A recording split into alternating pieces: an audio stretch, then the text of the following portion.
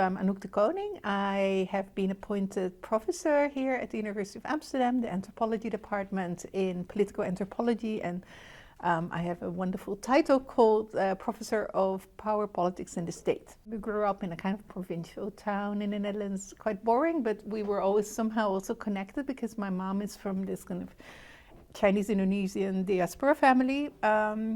So we always had like this like very kind of provincial, kind of middle-class suburban life, but then also like these kind of these moments when there were like these kind of not arranged but like facilitated marriages with like, you know, across Europe, or money coming in for Chinese New Year, or like all these other things. And I think that was really, you know, that was very much part of my life, but I think it's also a kind of make you then very open to the rest of the world. Like you always are aware that this is other family or this other stories happening across the world. When I was 16, I think, we went to Indonesia, and I think that was my first like long travel abroad. And then there was like all this like, of course, meeting family. So maybe a funny story is that somehow I think they felt I was very thin, which nobody ever thought, but the family in Jakarta felt so. So they thought that I didn't like their food, so they made me hutspot, which I definitely don't like. And I did grow up eating a lot of kind of rice meals, and then they made me this kind of hutspot, is kind of mashed potatoes with onions and carrots. This very kind of Dutch stew for the winter. So I thought that was a funny story that also brings together, I mean, you can do a whole analysis, which I never did, but it's a very interesting moment when you're there as a kind of, you know, with Indonesian family making you a Dutch stew. Anthropology has always been that, to kind of understand how the world comes, you know, has come to be the way it is, with all its inequalities, all its connections, all its weird things, where I eat hotspot at, like, you know, at my Indonesian family in the heat. So I think, you know, in that sense, anthropology is great. Anthropology was my third study. I studied social history first, and then in the second year of social history, I started doing sociology.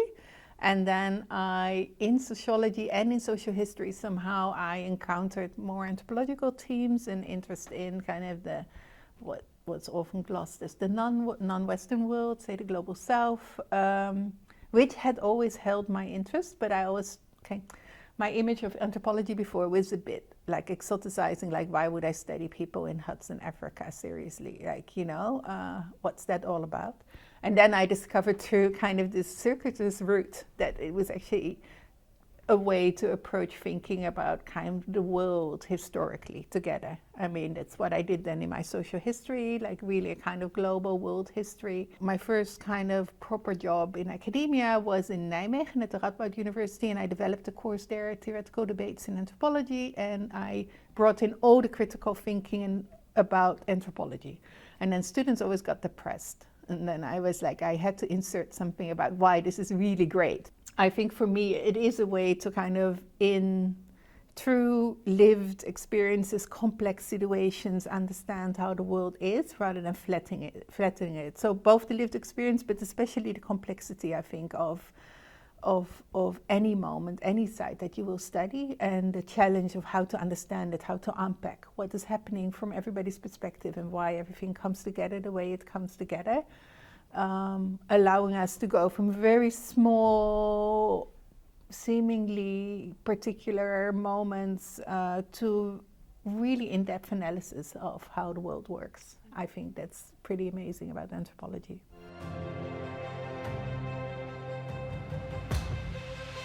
When I teach, and for myself too, I always loved the work of Ferguson and Gupta that they did in the 90s already. And recently I met Akhil Gupta for the first time, and I had this kind of almost like celebrity crush questions, like, how did you do this amazing work when you were really young in your career at the time, right? And he had all these stories to tell about it, so that was great. But their work, and also when I think about what anthropology is for me, their work on like beyond culture and like how the world has come together, creating the differences and the kind of, you know, hierarchies that we know now. So every place is part of that global kind of connected, but disjunctive and unequal kind of whole. So I think them. But that's of course at a distance. Like I met both of them in various occasions, but like, you know, they are not my literal mentors, but they're I really, you know, I'm very much on board with their program. Let's put it that way.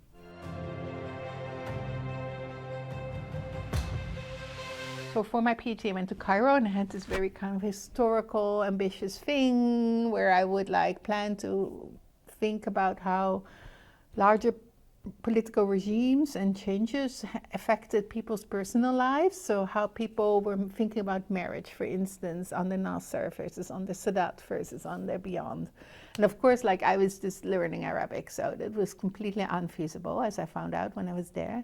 But then I was, again, taking it a bit easy and thinking, let me first get that Arabic going and speak, and then we'll figure out. And then I met, just by hanging out, I met this guy who was a dentist turned photographer who invited me to come to this on this trip because he had a Spanish girlfriend and they weren't allowed to kind of go together because they're not married.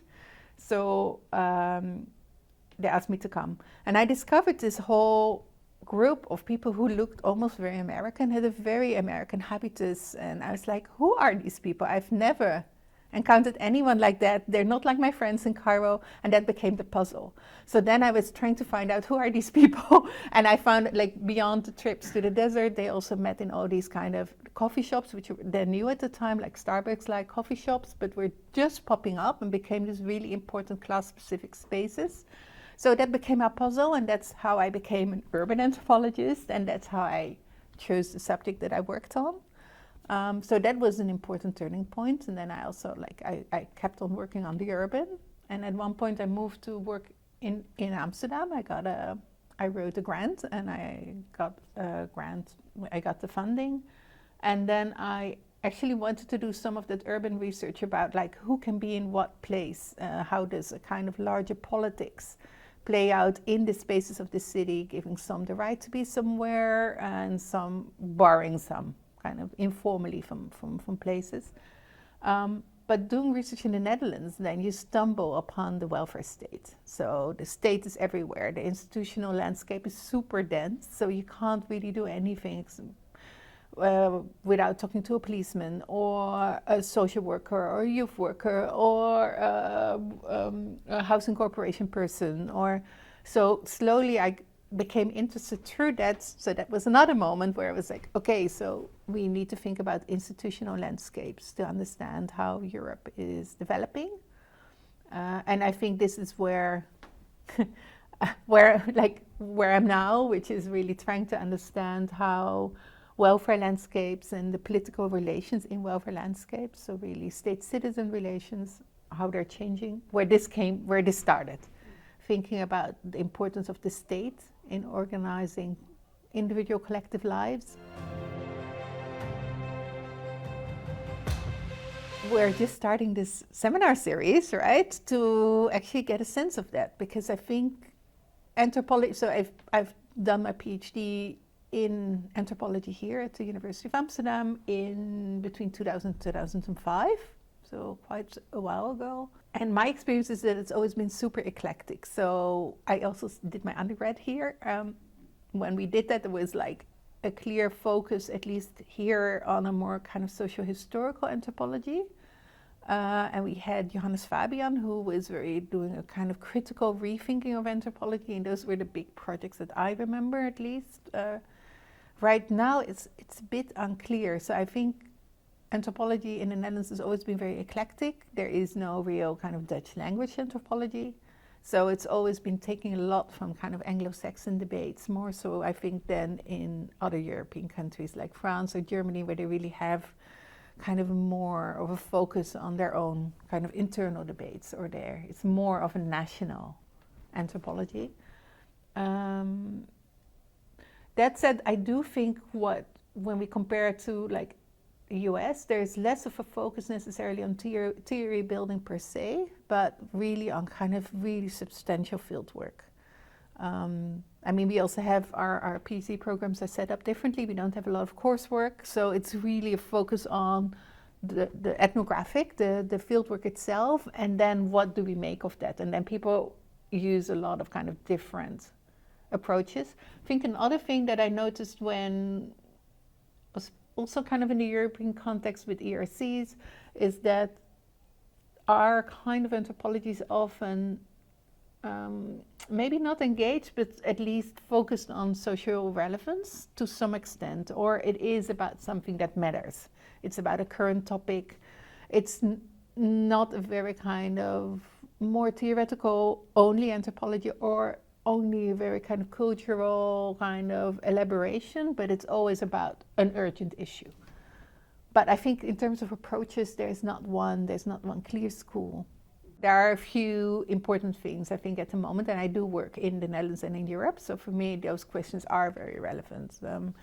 So I think if we sum them up, there's the rise of the far right that we have to explain and that we have to think about. There is generally also, I think, the way we deal with growing ethno-racial diversity, which, I mean, those two are connected, but not the same.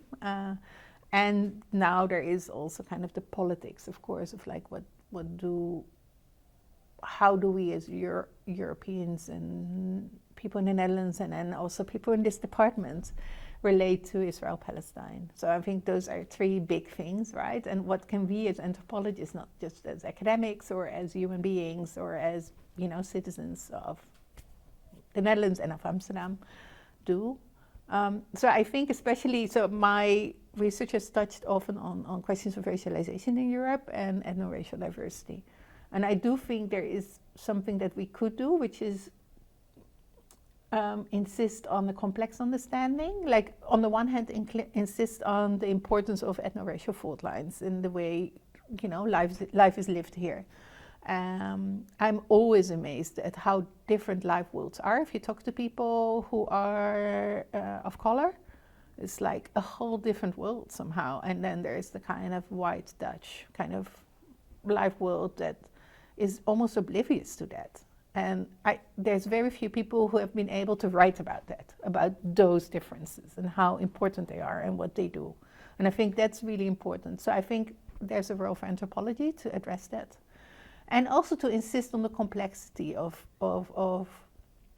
and so that's a slightly counter-argument, the complexity of trajectories. So if you're of color, but you're in a very kind of high, well-off family, educated, and so on, then you are positioned quite differently again from somebody who is a first, white working class first generation student, or a student who comes from a very strict religious family in the south of the Netherlands, for instance, or from Zeeland. So I think to insist on those personal trajectories and to understand how they interact with social hierarchies is something that I think anthropology should do, and is sometimes quite difficult in more activist circles. But I think, no, this is like, we are right. Sorry, you're not going to tell me you are right. So we know this. Like, this is what I study. This is a commitment to understanding everybody's lives. And I think that is also for an understanding of the far right, like why the far right, why this attraction. When the results for the national elections came out, I mean, I was literally crying, like, well, how did this happen? How did this happen overnight? And I think a lot of people were kind of shocked to the extent, like the big win, right? Not the win, but the big win. And as an anthropologist, and I have to be modest and humble, like, I don't know. I mean, if I also look at where those wins were, they were not in any area that I know well. So for me, then one of the things is like, if I want to provide an answer, I have to study it. I would want to go to Limburg, where a lot of those gains are, and see like, what's happening here? Why did people, why were people convinced this is a good thing? How this is kind of, I mean, people always bring this wokeness and anti-wokeness into it. There was also some talk about, I mean, the elections were just in the first month after the October 7th, so we just had the Gaza war starting up, and a lot of protests. And they said that some people really were shocked by the protests somehow, and then voted far right. I don't know. But I think again, I do think anthropology is a very kind of apt tool to kind of find answers, but it takes work. It to understand really what's happening here. I currently lead two projects. One is a more comparative project on changing welfare landscapes in response to kind of, a lot of precarity and really human emergencies, but also the desire to do state-citizen relations differently and to kind of bring in the state. So I do think in somehow we're beyond this neoliberal moment where it was like, okay, let's do the state only efficiently and as little as possible. But there is a rethinking of what kind of welfare should look like and what the role of the state is. So we're following that, but that's also set within a crisis moment of rising precarity. This is what I'm doing in the one, and the other we're asking very similar questions, but only in the Netherlands and in close cooperation with policy actors and social work professionals and so on. So for me, this is a moment to think with people who want to do the state differently and to see where their dilemmas are, how those new state-citizen relations are created, and not stand aside and just criticize, but really also reflect with them on their blind spots and on the problems. So for me, and this is what I've been thinking and talking about recently, is like this idea of what would it be to work with the state rather than against it, because anthropology has had this long history of kind of standing against the state, which is understandable because anthropology often sides with more subaltern groups who feel they bear the brunt of state violence or kind of state indifference. But at the same time, working from the Netherlands and being a Dutch person, if we step back and step back from a kind of already sense of moral judgment on the state or kind of, moral alignment against the state with subaltern, we see that people kind of expect the welfare state or the state to do lots of things in the Netherlands and really rely on it. And if, things don't happen, it's like, where was the state? Oh my God, how can this happen? So as an anthropologist, and we have to go beyond this focus on violence and see how crucial the welfare state is to European worlds, how that works, what that role is. So that's very much kind of where I'm coming from, and it's part of a larger rethinking. There's a move to rethink our engagement as anthropologists with the state and focus also more on the idea of the public good and how people who work for the state actors are invested in the public good, bring certain ethical commitments to bear on it. So to really understand state logics from within. And those are diverse. States are kind of institutional landscapes that are super diverse, that house and that are kind of enacted by very different people and, in very different institutional settings. So it's a kind of new engagement, I think, with the state that comes at a moment where people are also a bit bored of very easy critiques. It's like, so where is an easy critique going to bring us, right? Or where is a kind of dreaming about the utopia where none of those things happen, there is no violence, there is no force, everybody is happy. When is that going to happen? So maybe our efforts as anthropologists are better spent kind of, taking a step back and thinking with actors who also try to work towards social justice or democracy or in, for instance, state settings or other institutional settings. Working with state actors and in kind of institutional landscapes, I encounter a lot of anthropologists. And I've also been doing some, in Nijmegen, especially some work with career paths for anthropologists. And my conclusion was that what you learn as an anthropologist is actually super useful and kind of pertinent to kind of more project and policy worlds. So it may not look exciting, maybe not like researchers, but I do think the qualities that anthropologists have, like finding their feet very quickly in strange situations, really being able to see various actors, their perspectives, their interests, and how they come together. This is basically what you do in almost all those professions where you're making policy or you're working with people in projects. This is the qualities you need. And then I was also told once with someone who works at the Ministry of Interior, very few people can write well and know how to kind of modulate their voice and their tone to various audiences. And anthropologists are pretty good at that. So I think anthropologists have a lot of just, even if you don't go into research or an academic career, or anthropologists have particular skill set that work very well in a wide range of these kind of professions. Yeah. Thank you so much for sitting down with us today, Anouk. Well, my pleasure. Thank you.